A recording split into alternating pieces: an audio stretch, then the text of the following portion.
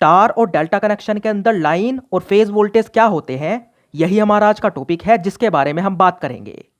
और अगर मेरे वीडियोस से तुम्हारी नॉलेज का लेवल ज़रा भी बढ़ता है तो चैनल को सब्सक्राइब कर दो, है ना। साथ में वीडियोस को लाइक भी कर दिया करो। नहीं मतलब इसमें कोई पैसा तो लगता नहीं है। बहुत ही शर्म की बात है, अब तक तुम लोगों के होते हुए चैनल पे 1000 सब्सक्राइबर्स पूरे नहीं हो पाए हैं। तो जल्दी से 1000 पूरे करा दो बस, ठीक है। उसके बाद देखी जाएगी। तो अब वीडियो देख लो। तो पहले आ जाओ स्टार कनेक्शन में लाइन वोल्टेज पे। तो सिंपल सी बात है, किन्हीं भी दो फेस के बीच के वोल्टेज को लाइन वोल्टेज कहा जाता है। मतलब ये स्टार कनेक्शन है, इसमें एक फेज है आर, दूसरा वाई, तीसरा बी, और यह है बीच में न्यूट्रल। तो अगर तुमने मल्टीमीटर का एक पॉइंट इस फेस पे रखा और दूसरा इस फेस पे रखा, या फिर एक इस पे रखा और दूसरा इस पे रखा, या फिर एक इस पे रखा और दूसरा यहाँ पे रखा, तो जो वोल्टेज तुम्हें मिलेगा वो होगा लाइन वोल्टेज, यानी कि वी आर वाई।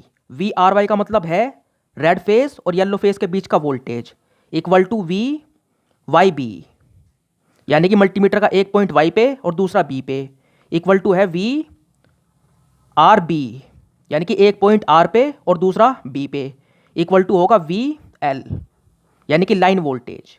मतलब किन्हीं भी दो फेस पे अगर तुम मल्टीमीटर के पॉइंट्स रखोगे तो तुम्हें मिलेगा वहां पे लाइन वोल्टेज, और वो तीनों ही केस में बिल्कुल इक्वल होगा। अब दूसरा है फेज वोल्टेज। तो अगर तुम न्यूट्रल के और किन्हीं भी एक फेस के बीच का वोल्टेज नापोगे तो वो कहा जाएगा फेज वोल्टेज।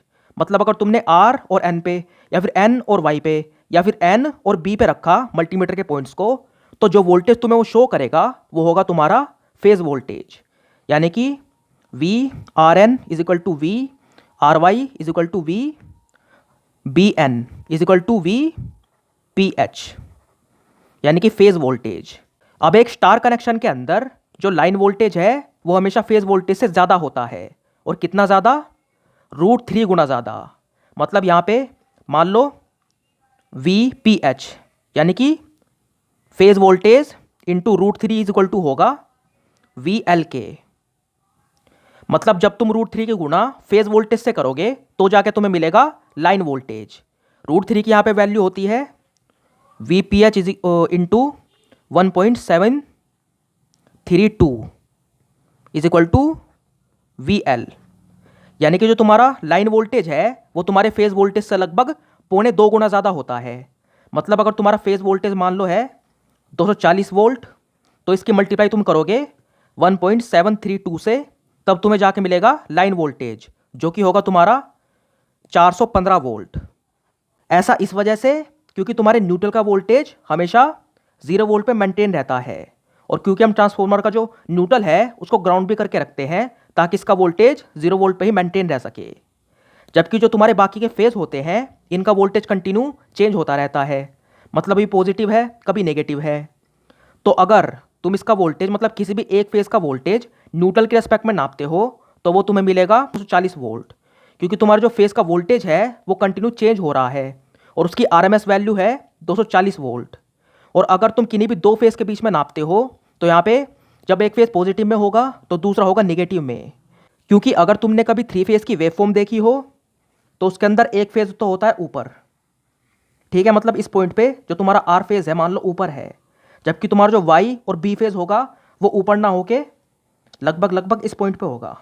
यहाँ पे ये तो मान लो तुम्हारा वाई है और दूसरा तुम्हारा बी होगा यहाँ पे, ठीक। अब जो न्यूट्रल है वो तुम्हारा ये है, ये जो लाइन है ये न्यूट्रल है जो कि 0 वोल्ट पे है। अब मान लो तुमने मल्टीमीटर का एक पॉइंट रखा आर फेस पे, तो यहाँ पे जो पीक है मल्टीमीटर यहाँ से नापेगा एक पॉइंट यहाँ पे, जो कि यहाँ से यहाँ तक है 240 वोल्ट, क्योंकि न्यूट्रल है तुम्हारा 0 वोल्ट पे, तो यहाँ से यहाँ तक है 240 वोल्ट। जबकि अगर तुम में से किसी भी दूसरे फेस पे रखोगे, मतलब मल्टीमीटर का एक पॉइंट यहाँ पे और दूसरा इनमें से किसी भी एक फेस पे, तो अगर तुम यहाँ के हिसाब से देखोगे एक पॉइंट यहाँ पे और दूसरा, क्योंकि दोनों फेज अभी यहाँ पे है निगेटिव में, तो यहाँ से यहाँ तक का जो वोल्टेज है वो यहाँ से यहाँ तक के वोल्टेज से ज़्यादा है। ये जो पॉइंट है यहाँ से यहाँ तक, वो यहाँ से यहाँ तक से ज़्यादा है। इसकी वजह से जो किन्हीं भी दो फेस के बीच का वोल्टेज होता है, जो तुम्हारा लाइन वोल्टेज होता है, वो हमेशा तुम्हारे फेज वोल्टेज से ज़्यादा होता है, वो भी कितना? √3 गुना। अब आखिर लाइन वोल्टेज फेज वोल्टेज से √3 गुना ही ज़्यादा क्यों होता है? इसके पीछे पूरी कैलकुलेशन है मैथ की, जो कि अगर तुम समझना चाहते हो तो एक बार कमेंट कर देना। बाकी मैथ की कैलकुलेशन मैंने इस वीडियो में इसलिए नहीं बताई क्योंकि फिर वीडियो में तुम्हें इंटरेस्ट नहीं आता है ज़्यादा मैथ को देखकर। लेकिन फिर भी अगर तुम डिटेल में उस मैथ को समझना चाहते हो, उस कैलकुलेशन को समझना चाहते हो, तो एक बार नीचे कमेंट ज़रूर कर देना। अब आते हैं तुम्हारे डेल्टा कनेक्शन पे। तो एक डेल्टा कनेक्शन के अंदर लाइन और फेज वोल्टेज बिल्कुल इक्वल होते हैं।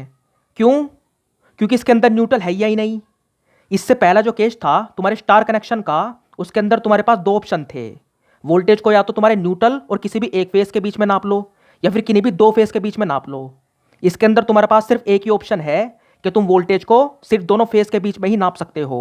इसके अंदर कोई न्यूट्रल पॉइंट होता ही नहीं है। तो अगर तुम मल्टीमीटर का एक पॉइंट यहाँ पे रखोगे, दूसरा यहाँ पे रखोगे, या फिर यहाँ पे और यहाँ पे, या फिर यहाँ पे और यहाँ पे रखोगे, तो जो तुम्हारा वोल्टेज है वो हमेशा 415 वोल्ट ही दिखेगा। यानी डेल्टा कनेक्शन के अंदर तुम्हारा VPH यानी कि फेज वोल्टेज इक्वल टू होगा तुम्हारे VL यानी कि लाइन वोल्टेज के। अब तुम सोचोगे क्या कि डेल्टा कनेक्शन में बिना न्यूट्रल के करंट वापस कैसे जाता है? तो इस टॉपिक पे पहले से एक वीडियो चैनल पे मौजूद है जिसका लिंक तुम्हें डिस्क्रिप्शन में मिल जाएगा, जाके देख लेना।